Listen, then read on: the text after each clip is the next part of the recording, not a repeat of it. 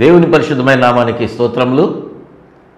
దేవుని యొక్క సన్నిధిలో కర్మేలు అగ్ని అనేటువంటి మా ఈ కార్యక్రమాన్ని వీక్షించడానికి ఆయన పాదముల చెంత ఏకీభవించిన మీ అందరూ కూడా ప్రభు నామమున ప్రేమపూర్వకంగా వందనాలు తెలియజేస్తూ ఉన్నాం.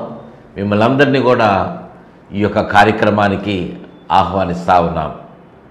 దేవుని బిడ్డలారా, మీరందరూ బాగున్నారా? దేవుడు మిమ్మల్ని ఎంతగానో ప్రేమిస్తూ ఉన్నాడు. దేవుడు తన కృపను మీకు చూపిస్తూ ఉన్నాడు. కాబట్టే మరొకసారి కూడా దేవుని మాటలు వినడానికి ఆయన మీకు సమయాన్ని ఇచ్చాడు. ఆయన సన్నిధిలో మీరు చేరడానికి దేవుడు అవకాశం కూడా ఇచ్చినటువంటి వాడుగా ఉన్నాడు. అందును బట్టి నేటి దినాన దేవుడు మీతో ఏ మాటలు మాట్లాడటానికి సిద్ధంగా ఉన్నాడో ఆ మాటలు శ్రద్ధగా విని జాగ్రత్తగా వాటిని హృదయంలో భద్రపరచుకొని దేవుని మాట ప్రకారంగా నడవలసిందిగా, మీతో మాట్లాడేటువంటి ప్రతి మాట గ్రహించవలసిందిగా మీ అందరికీ కూడా ప్రేమపూర్వకంగా మనవి చేస్తూ ఉన్నాం.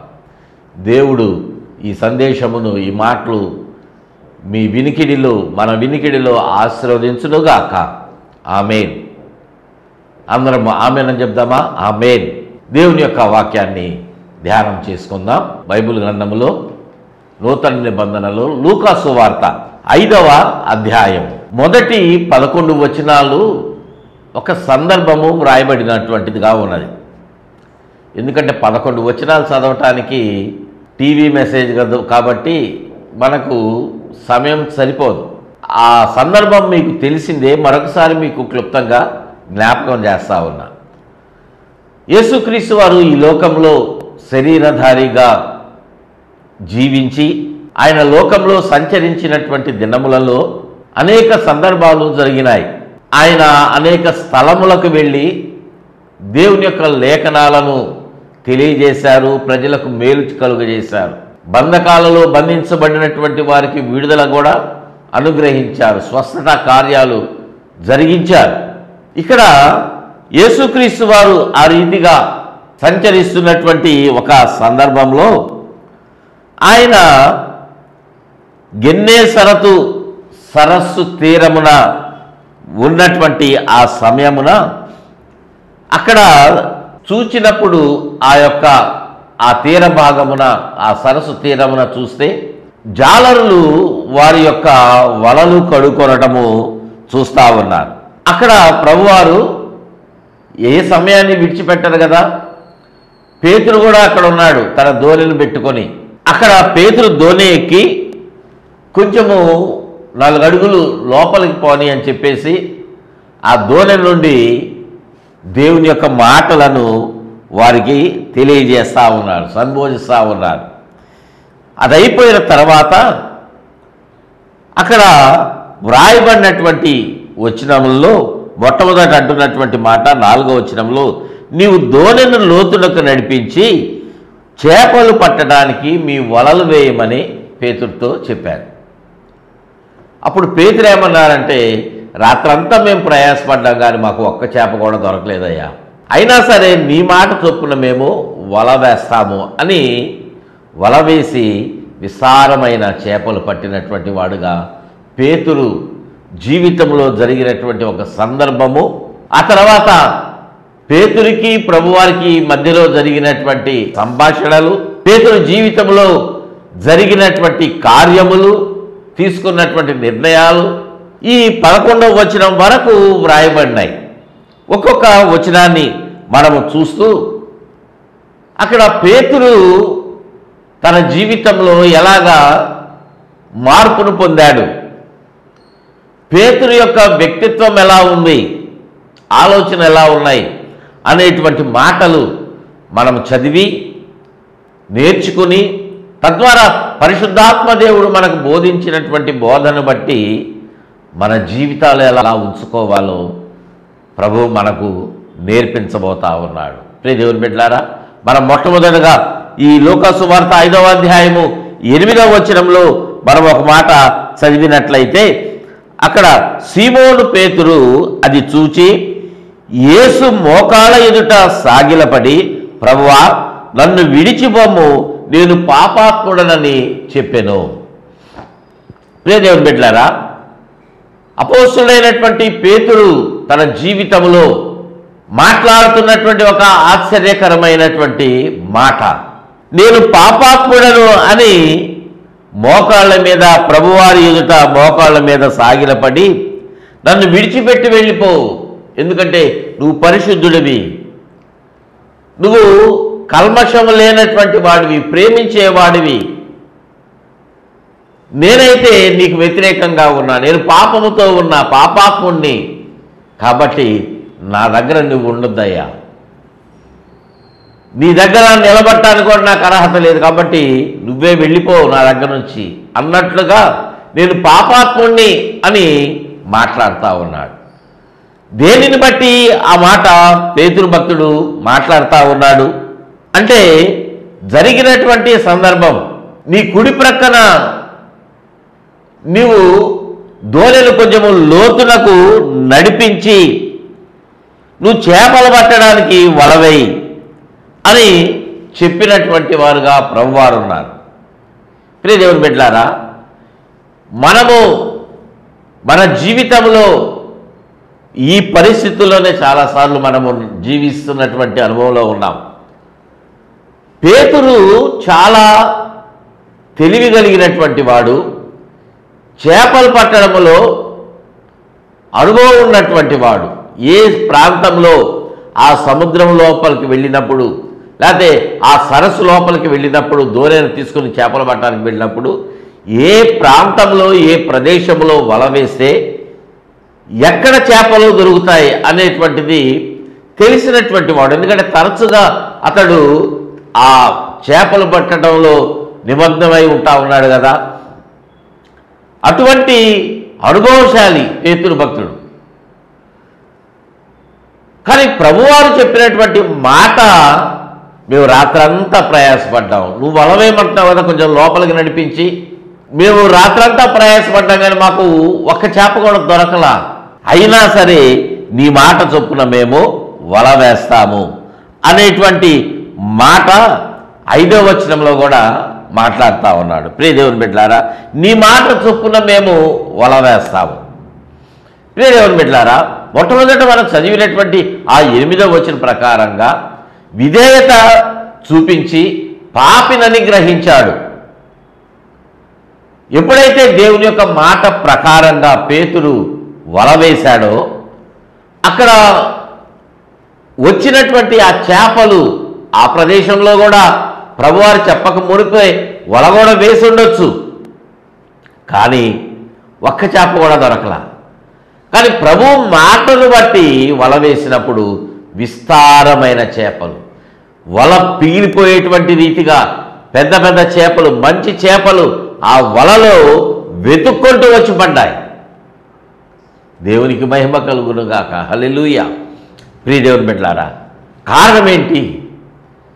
అంతకు మునుపు తను పట్టినప్పుడు పడినటువంటి చేపలు ఆ రాత్రి తన తెలివితో, తన ఆలోచనతో వల వేసే ఒక్క చేప కూడా దొరకలేదు. కానీ ప్రభువారి యొక్క మాటకు లోబడి వల వేసినప్పుడు విస్తారమైన చేపలు పడ్డాయి అని తను ఎలాంటి వాడో ప్రభు యొక్క మాటలను బట్టి, విన్నటువంటి వాటిని బట్టి మేము ప్రయాసపడితిమి కానీ మాకేమీ కూడా దొరకలేదని మాట్లాడినటువంటి ఆ సందర్భాన్ని బట్టి పేతురు తను పాపినని గ్రహించాడు. దేవునికి మహిమ కలుగునుగాక. హల్లెలూయా. ప్రియ దేవుని బిడ్డలారా, దేవుని యొక్క కార్యములు మన జీవితంలో దేవుడు జరిగిస్తూ ఉన్నాడు. దేవుడు మనము పరిశుద్ధులముగా ఉన్నామా, పాపాత్ములముగా ఉన్నామా, ఎలా ఉన్నాము, లోకంలో ఉన్నామా, దేవునితో జీవిస్తున్నామా అనేటువంటివి ఆయన పట్టించుకోకుండా మనము దేవుని యొక్క మాట వింటున్నామా లేదా, ఆయన మాట వినడానికి మన హృదయాలు ఎట్లా సిద్ధపరచుకుంటున్నాం, ఆయన మాట విన్న తర్వాత మన హృదయంలో కలిగినటువంటి మార్పు ఏంటి అనేటువంటిది ఆయన చాలా పరిశీలనగా చూసేవాడుగా ఉన్నాడు. దేవునికి మహిమ కలుగునుగాక. హల్లెలూయా. పేతురు ఇక్కడ దేవుని యొక్క సన్నిధిలో నేను పాపిని అని గ్రహించాడు. నేను పాపాత్ముడయ్యా, యేసయ్యా నేను పాపాత్ముణ్ణి, నన్ను విడిచి వెళ్ళిపో అని మాట్లాడుతూ ఉన్నాడంటే ఎంత పశ్చాత్తాపంతో ఉండి ఉంటాడో కదా, ఎంతగా తనను తాను గుర్తించాడో కదా. ప్రియదేవుని బిడ్డలారా, ఒక చేపలు పట్టేటువంటి చదువు లేనటువంటి జాలరిగా ఉన్నటువంటి పేతురు, ఒక మొరటవాడుగా ఉన్నటువంటి పేతురు దేవుని యొక్క మాటలను బట్టి, ప్రభువారు చెప్పినటువంటి సందేశాలను బట్టి తన ధోనిలో ఉండే కదా మాట్లాడింది, బోధ చేసింది. ఆ మాటలన్నీ విని ఉంటాడు కదా పేతురు. ఆ మాటలన్నింటినీ విన్న తర్వాత దేవుని యొక్క కార్యము, ఒక్క చేప కూడా రాత్రంతా ప్రయాసపడితే దొరకలేదు. అయ్యో ఇప్పుడు నేను ఇంటికి ఎలా వెళ్ళాలి, కుటుంబాలు నా పరిస్థితి ఏంటి, వాళ్ళకి ఈరోజు ఆహారం ఏంటి అనేటువంటి ఆలోచనలు ఉంటాయి కదా, ఖచ్చితంగా ఉంటాయి. పగలంతా ప్రయాసపడి ఒక్క రూపాయి కూడా సంపాదన లేకుండా ఉన్నటువంటి వాళ్ళు ఎంతగానో తల్లడిల్లిపోతారు. ఎలాగా నా భార్య బిడ్డలను ఎలా పోషించాలి, ఈరోజు ఇంట్లో భోజనం ఏంటి అని ఆలోచన ఉంటుంది కదా. ఈరోజు ఉండొచ్చు, రేపటి పరిస్థితి ఏంటి. ప్రియదేవుని బిడ్డలారా, ఆలోచన పేతురు కూడా కలిగి ఉన్నాడు, మనం కూడా కలిగి ఉంటాం. మనం కూడా దేవుని మాటలు వింటున్నాం కానీ చెవు లోపల నుంచి మనసులోకి వెళ్ళట్లా, చెవులో నుంచి వెనక్కి రిఫ్లెక్ట్ అయిపోతూ ఉన్నాయి, పరావర్తనం చెందుతూ ఉన్నాయి, వెనుదిరిగి లోకంలోనికి వెళ్ళిపోతూ ఉన్నాయి. ప్రియదేవుని బిడ్డలారా, కానీ పేతురు దేవుని యొక్క మాటను, ప్రభువారి బోధను విన్నాడు. విన్నటువంటి బోధకు తగినటువంటి రీతిగా అక్కడ తన జీవితంలో కార్యాన్ని చూసి పేతురు ఆశ్చర్యపోయాడు. నేను పాపాత్ముడయ్యా, నేను పాపిని అని గ్రహించాడు. ప్రియదేవుని బిడ్డలారా, దేవుడు మీ జీవితంలో ఎన్నో మేళ్ళు అనుగ్రహిస్తూ ఉన్నాడు. మీరు చేస్తున్నటువంటి పని ఏదైనా కావచ్చు కదా, ఏ పనైనా అవ్వచ్చు. అది చిన్న వ్యాపారం కావచ్చు, పెద్ద వ్యాపారం కావచ్చు, ఉద్యోగం కావచ్చు, గవర్నమెంట్ జాబు, ప్రైవేట్ జాబు, ఏ జాబ్ అయినా సరే, నీకు వచ్చేటువంటి జీతము ఎంతైనా సరే, వేలు ఉండొచ్చు, లక్షలు ఉండొచ్చు, రోజువారీ కూలీ ఉండొచ్చు, ఎంతైనా. కానీ దేవుడు నీకు ఎంతో కొంత అనుగ్రహిస్తూ ఉన్నాడు, ఇస్తూ ఉన్నాడు, దీవిస్తూ ఉన్నాడు. దేవుని మాటలు వింటున్నావు, ఆ దీవెని చూస్తున్నావు. ఎప్పుడైనా నువ్వు ఆలోచన చేసావా, అరే నేనేంటి, నా బ్రతికేంటి, నా చదువేంటి, ఇంత గొప్ప చదువు చదివి చిన్న ఉద్యోగం చేస్తున్నా, నాకు ఒక మంచి ఉద్యోగం వస్తుందా, ఆ ఉద్యోగం రావాలంటే నువ్వు నా సన్నిధికి రా, నేను నిన్ను ఆశీర్వదిస్తానని దేవుడు ఎన్నోసార్లు పాస్టర్ గారు మాట్లాడారు. కొన్ని పాటలు వింటా ఉన్నప్పుడు ఆ సందేశం నేను విన్నాను, కొన్ని పత్రికలు చదివాను, మ్యాగజైన్స్, పాంప్లెట్స్ చదివాను, ఎన్నో మాటలు, ఎన్నో సందర్భాలు దేవుడు తన బిడ్డల ద్వారా తెలియజేసి నేను వాటన్నిటినీ త్రోసివేశాను కదా, తొక్కివేసి వెళ్ళిపోయాను కదా నా కాళ్ళతోటి. కానీ దేవుడు నాకు మరొక అవకాశం ఇచ్చాడు, మరొకసారి నన్ను ప్రేమించి నాకు ఈ అవకాశం ఇచ్చాడు అని చెప్పుకునేటువంటి సందర్భం మీ జీవితంలో ఉన్నాయి. నువ్వు ఊహించినటువంటి కార్యాలు నీ జీవితంలో జరుగుతూ ఉన్నాయి. అవును ప్రియదేవుని బిడ్డలారా, దేవుడు నిన్ను ఎంతగా ప్రేమిస్తూ ఉన్నాడంటే, ఈ వ్యాపారము ఈ రీతిగా అభివృద్ధి చెందుతుంది అని నువ్వు అనుకోవాలా. నీ కుటుంబంలో నీ బిడ్డలు ఇంత బాగా చదువుతారు అని నువ్వు అనుకోవాలా, ఎక్స్పెక్ట్ చేయాలా. నువ్వు నీకున్నటువంటి తక్కువ జీతంతో అంత మంచి చదువులు బిడ్డలను చదివించగలవని నువ్వు ఊహించలేదు. మంచి ఉద్యోగాలు వాళ్ళు తెచ్చుకుంటారని నువ్వు కలలో కూడా అనుకోవాలా. చాలాసార్లు మనం అనుకుంటాం, నేను అసలు ఇది నా కల్లో కూడా అనుకోలేదండి,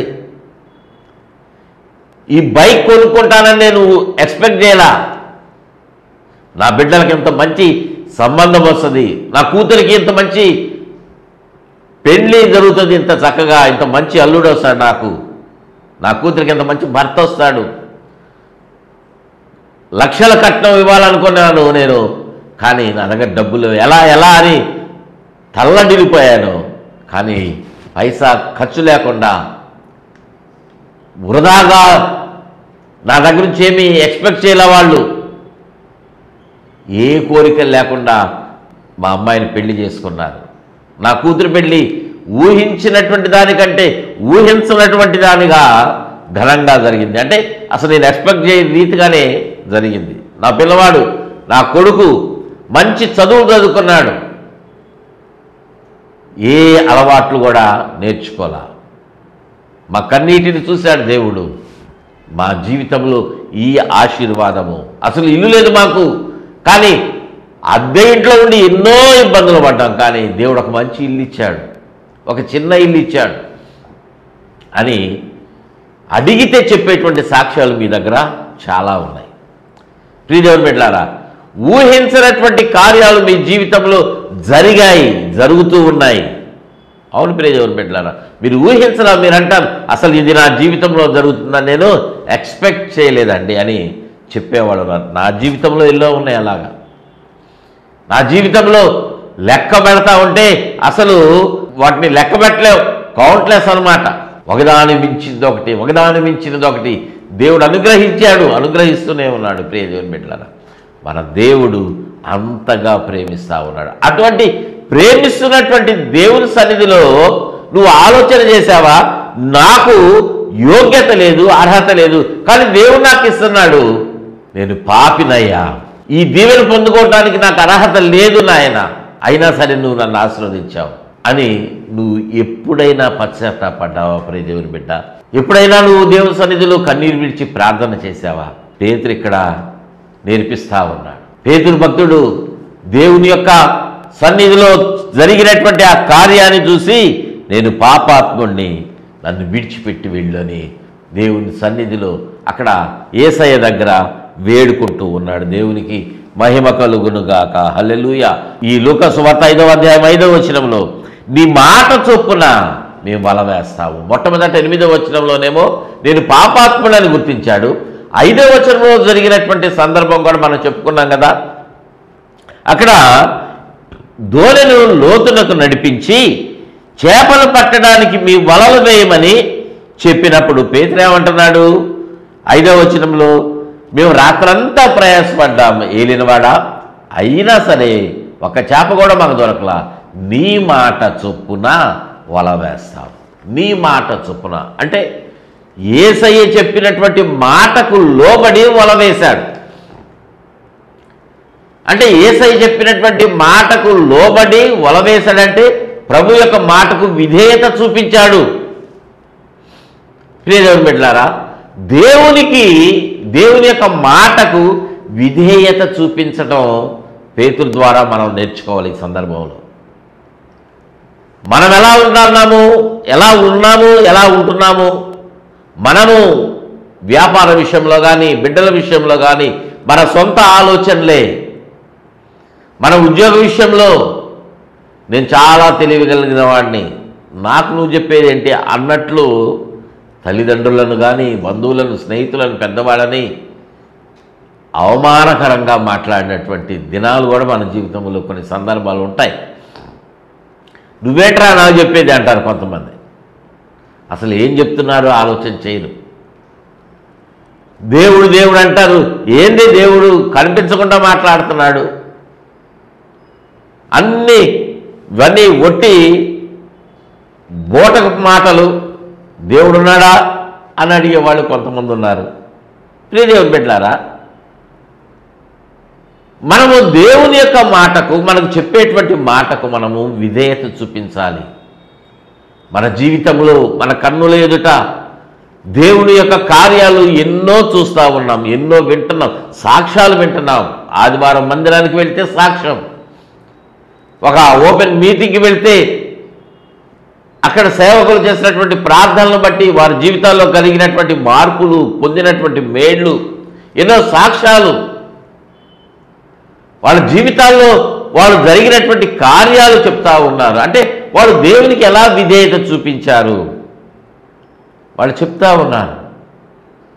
ఆ సందర్భము మీ జీవితంలో కూడా దేవుడు అనుగ్రహించాలి. మీరు సాక్షిగా ఉండాలి. అని ఆయన కోరుకుంటా ఉంటే మీరేం చేస్తున్నారు, నేనేం చేస్తున్నా, మనం ఏం చేస్తున్నామంటే విధేయత చూపించటంలా, దేవునికి విధేయత చూపించటంలా. కానీ పేతురు అక్కడ ఏం చేస్తుంటే, మేము రాత్రంతా ప్రయాసపడ్డాం ప్రభువా, రాత్రంతా ప్రయాసపడ్డాం, కానీ ఒక్క చేప కూడా మాకు దొరకలా, ఒక్కటి కూడా మేము పొందుకోలా. అయినా సరే నీ మాట చొప్పున వల వేస్తాము. దేవునికి మహిమ కలుగునుగాక. హల్లెలూయా.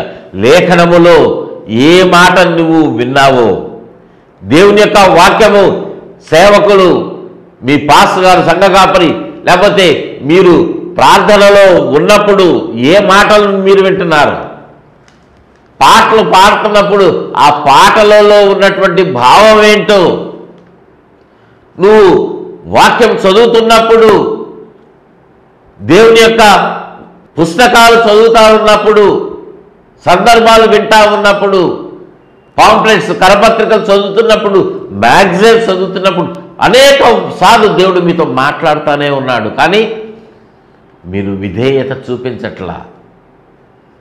విన్నటువంటి మాటను బట్టి మీరు లోబడితే మీ జీవితంలో ఆశ్చర్య కార్యాలు ఖచ్చితంగా జరుగుతాయి. దేవునికి మహిమ కలుగునుగాక. హల్లెలూయా. విధేయత చూపించాలి. మొదటిదిగా దేవుని యొక్క మాటకు పేతురు తను పాపినని గుర్తించాడు. రెండవది విధేయత చూపించాడు. మూడవది తన జీవితాన్ని దేవునికి సమర్పించుకున్నటువంటి వాడుగా ఉన్నాడు. లూకా సువార్త 5వ అధ్యాయము 11వ వచనంలో, వారు దోణెలను దరికి చేర్చి సమస్తమును విడిచిపెట్టి ఆయనను వెంబడించారు. దేవునికి మహిమ కలుగునుగాక. హల్లెలూయా. దేవుని యొక్క మాట విన్నప్పుడు జరిగినటువంటి కార్యాలను బట్టి తమ జీవితాలను దేవునికి, ప్రభువుకి సమర్పించుకున్నారు. సమర్పించుకోవటం అంటే ఏంటో తెలుసా? మేము కూడా సమర్పించుకుంటున్నామండి అంటాం. నేను కూడా నా జీవితాన్ని ప్రభువుకి సమర్పించుకున్నా, బాప్తిజం కూడా పొందానండి. పోయిన సంవత్సరం అయింది నేను బాప్తిజం తీసుకొని, 1 year అయిపోయింది. మా ఇంట్లో ప్రార్థనలు జరుగుతున్నాయి, నేను క్రమంగా ప్రార్థనకు వెళ్తున్నా, ఉపవాసం ఉంటున్నా, చేస్తున్నా, అన్నీ బాగానే ఉన్నాయి. ప్రత్యేక కానుకలు ఇస్తున్నా, సంఘంలో అవసరతలు నేను నా వంతుగా నేను కృషి చేస్తూ ఉన్నా, నా సేవలేం చేస్తూ ఉన్నా అని సంతోషపడుతున్నారు. కానీ సమర్పణ జీవితం అనేటువంటిది ఉన్నదా? ఇక్కడ పేతురు భక్తుడు ఏం చేశాడంటే, సమస్తమును దోణెలన్నీ కూడా దరికి చేర్చి తన దగ్గర ఉన్నటువంటి సమస్తమును విడిచిపెట్టి ఆయనను వెంబడించాడు. ప్రభువుని వెంబడించడంలో ఎలా వెంబడించాలి మనం అంటే, సమస్తము విడిచిపెట్టాలి. ప్రియదేవుని బిడ్డలారా, విడిచిపెట్టినటువంటి అనుభవము నీలో నాలో ఉండాలి. దేవుని వెంబడిస్తున్నావని అనుకుంటున్నావు, కానీ లోకాన్ని విడిచిపెట్టి దేవుని వెంబడిస్తున్నావా?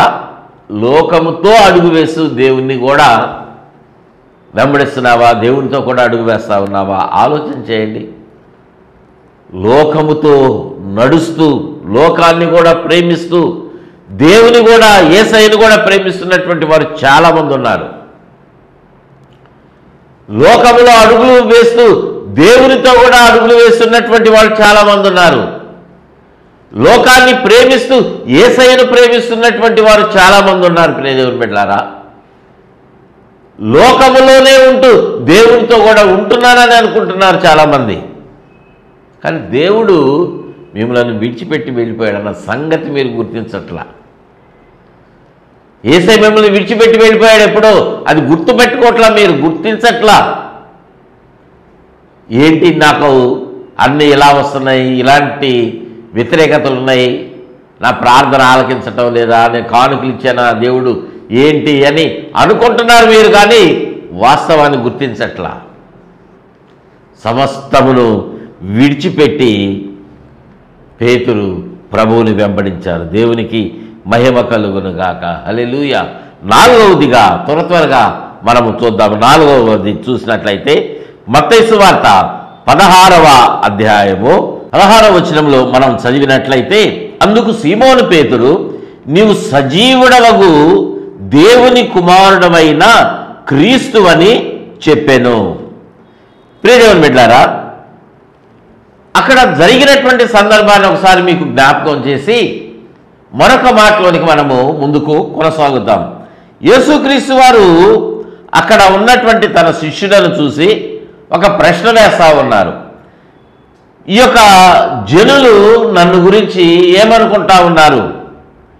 మనిషి కుమారుడు ఎవరని ప్రజలు మాట్లాడుతూ ఉన్నారు. వాళ్ళ మధ్య జరుగుతున్నటువంటి సంభాషణ మీరు వారితో కలిసి వెళ్తూ ఉన్నప్పుడు, వారిని దర్శించినప్పుడు వారి మాటలు ఉద్దేశాలు మీరు వింటూ ఉంటారు కదా. ఏమనుకుంటున్నారు అంటే, కొంతమంది అన్నారు మీరు ఏలియా అని చెప్పేసి, మరి కొంతమంది ఇర్మియా అని చెప్పేసి వాళ్ళు అనుకుంటున్నారయ్యా. లేకపోతే ప్రవక్తలలో ఒక ప్రవక్తగా మీరున్నారని కొంతమంది అనుకుంటున్నారన్నారు.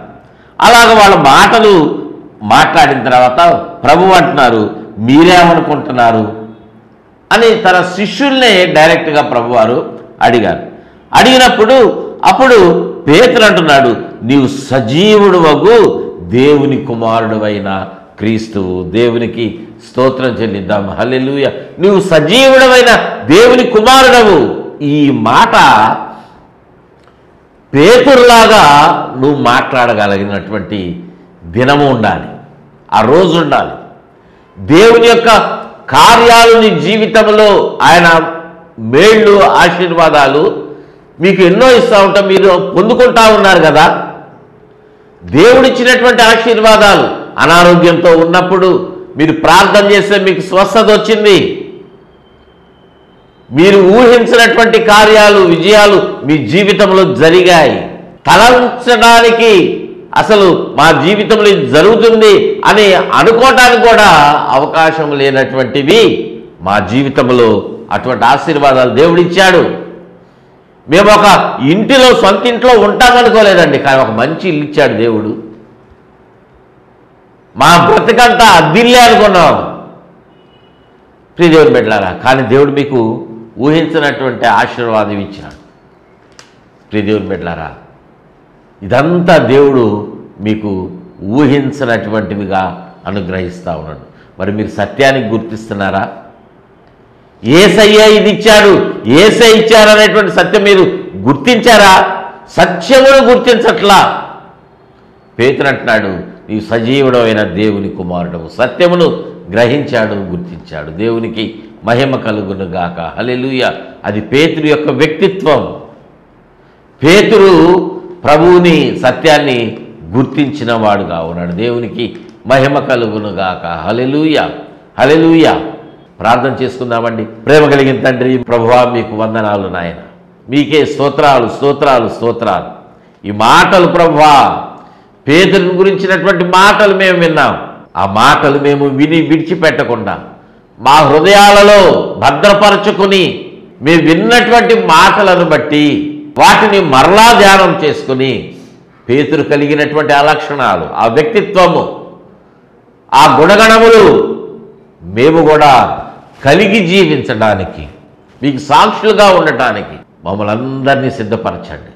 ఈ మాటలు వింటున్న బిడ్డలందరినీ మీరు జ్ఞాపకం చేసుకోండి. ఈ కార్యక్రమం స్పాన్సర్ చేసినటువంటి బిడ్డను మీరు జ్ఞాపకం చేసుకోండి. ప్రతి ఒక్కరికి మంచి భవిష్యత్తు మీరు దయచేయండి నాయన. ఎవరైతే అనారోగ్యంగా ఉన్నారో వారందరి యొక్క బలహీనతలు, శరీర సంబంధమైన ప్రతి బలహీనత, అది ఎలాంటిదైనా సరే యేసు నామములో విడుదల ప్రకటిస్తూ ఉన్నాం నాయన. Yes mighty lord. ప్రతి బలహీనతలో విడుదల అనుగ్రహించి మీరు ఆశీర్వదించండి నాయన.